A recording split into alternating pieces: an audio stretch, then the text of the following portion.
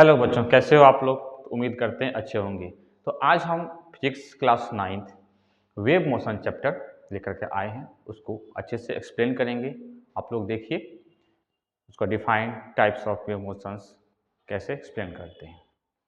तो पहला है, हम डिफाइन करते हैं वेव मोशंस। तो वेव मोशन जो है ना, अभी तक जितने भी हम लोग मोशन पढ़े हैं काफ़ी डिफरेंट है। ये इस टाइप का जो मोशन है वेव मोशन, ये काफ़ी डिफरेंट है और समझने में काफ़ी दिक्कतें होती है कईयों को। तो हम काफ़ी आसान तरीके से समझते हैं। तो पहले हम देख लेते हैं डेफिनेशन क्या है इसका। तो डेफिनेशन है वेव मोशन का, wave motion is a kind of disturbance. Disturbance मतलब होता है, हिंदी में होता है हलचल या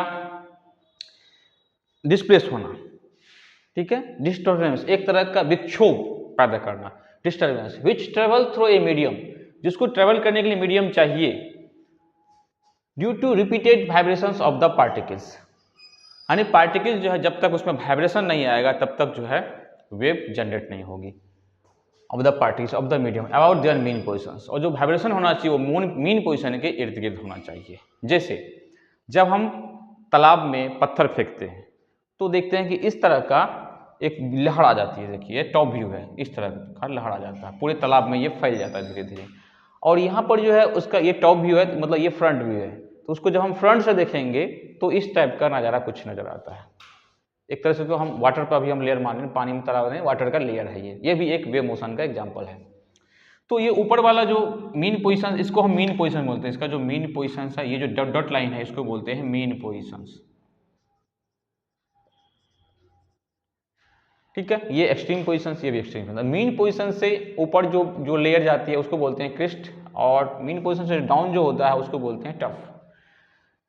तो जिसके कारण क्या होता है, जैसे ही हम यहाँ पे पत्थर फेंकते हैं तो एक तरह से हम एक तरह का एनर्जी हम इस पॉइंट पे डालते हैं। तो जैसे ही इस पॉइंट पर हम डालते हैं जहाँ पर पानी में पत्थर गिरा, एट दैट टाइम पे वहाँ के मॉलिक्यूल्स जो है डिस्टर्ब होता है।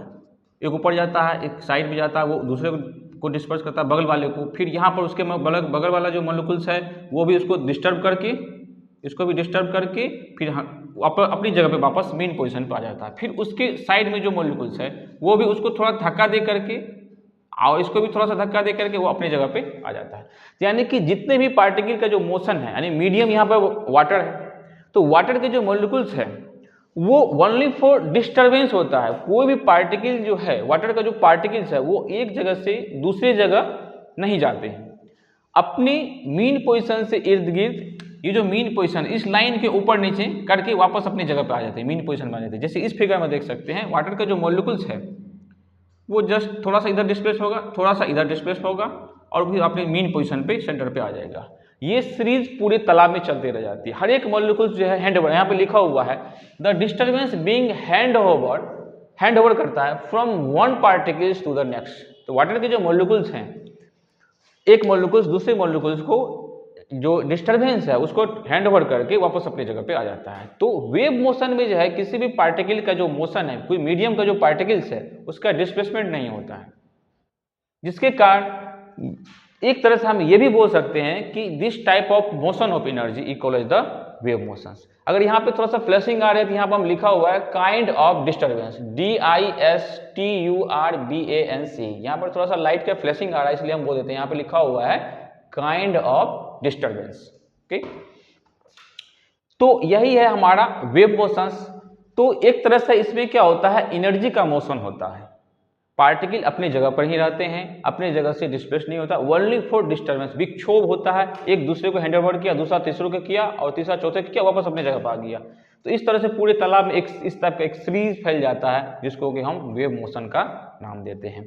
अब दूसरी बात ये है, इसका अल्टरनेट अगर हम डेफिनेशन देखें तो इसका अल्टरनेट डेफिनेशन ये है कि दिस टाइप, मतलब एक तरह से हम यहाँ पर ये बोल सकते हैं कि वाटर यानी कि एनर्जी का मोशन होता है, न कि पार्टिकल का।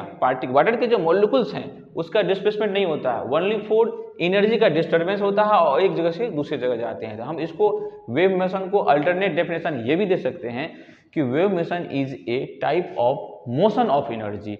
वेव मोशन में एनर्जी का मोशन होता है और पार्टिकल्स जो है मीडियम का जो पार्टिकल्स है वो अपनी जगह पे ही रहता है, यानी मीन पोजीशन के इर्द गिर्द वाइब्रेट करते रहते हैं। एक पार्टिकल जो दूसरे को एनर्जी हैंड ओवर करता है, दूसरा तीसरे को करता है। इस तरह से एक डिस्टर्बेंस हो जाती है मीडियम में और एक लहर का रूप ले लेता है, यानी वेव का एक रूप ले लेता है और वो ट्रेवल पूरे तालाब में फैल जाती है। तो यही था हमारा वेव मोशन। ओके, अब आगे देखते हैं कंसेप्ट ऑफ वेव मोशन। तो देखिए इसमें क्या करना है। इसमें है कि पार्टिकल मोशन और वेव मोशन में डिफरेंस क्या है। तो पार्टिकल मोशन का वही मतलब हुआ कि actual displacement of the particle from A to B. जैसे कोई डिलीवरी बॉय आता है, आपके यहाँ शॉपिंग करते हो, ऑनलाइन शॉपिंग करते हो, तो कोई डिलीवरी बॉय आता है पार्सल करने के लिए, तो वो ऑब्जेक्ट जो वहाँ से लेके आया और आपको डिलीवर कर दिया, इसका मतलब क्या हुआ, पार्टिकल का डिस्प्लेसमेंट हुआ। जहाँ से वो लेके आया आपको दे दिया, इसका मतलब हैंड ओवर कर दिया आपके, और पार्टिकल का डिस्प्लेसमेंट हो गया। लेकिन वेव मोशन में ऐसा कुछ होता नहीं है। पार्टिकल अपनी जगह पे ही इर्द गिर्द मीन पोजीशन के इर्द गिर्द वाइब्रेट करते रहते हैं और मीडियम के साथ आगे नहीं जाते हैं। ओनली फॉर एनर्जी का डिस्टर्बेंस होता है और पार्टिकल अपनी मीन पोजीशन पे ही रहते हैं या ओनली फॉर डिस्टर्बेंस करते रहते हैं। जैसे actual displacement of the particle from A to B, यानी कि देखो यहाँ से ए से बी तक वो एक्चुअल में डिस्प्लेसमेंट होता है, तो उसको बोलते हैं पार्टिकल मोशन। वेव मोशन में बोलते हैं no particle of the medium actually displaces. तो मीडियम का कोई पार्टिकल डिस्प्लेस नहीं होता है, तो क्या होता है, all particles of the medium vibrate and transfer their energy two adjacent layers.